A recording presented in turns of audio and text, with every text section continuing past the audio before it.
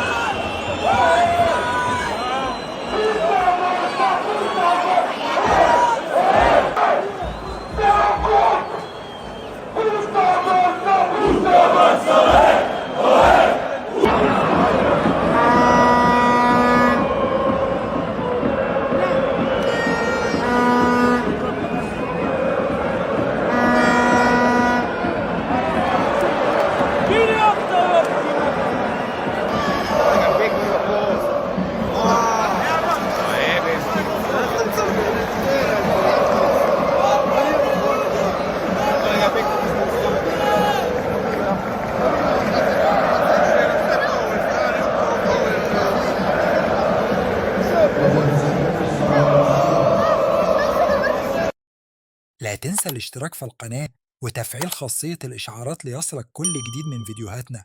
يحلم المغربي أشرف حكيمي نجم باريس سان جيرمان بالعودة إلى ريال مدريد خلال الموسم المقبل، ووفقا لبرنامج تشيرنجيتو الإسباني فإن حكيمي ينتهي عقده في عام 2026 ويشعر ببعض الإحباط من الاستمرار في النادي الباريسي ومن الحياة في باريس.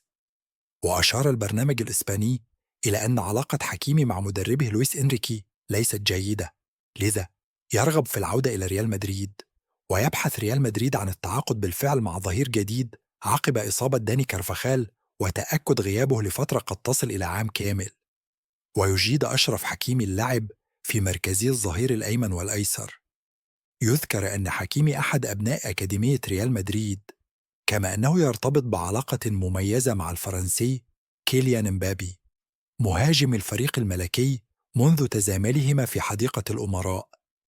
لا تنسى الاشتراك في القناة وتفعيل خاصية الإشعارات ليصلك كل جديد من فيديوهاتنا.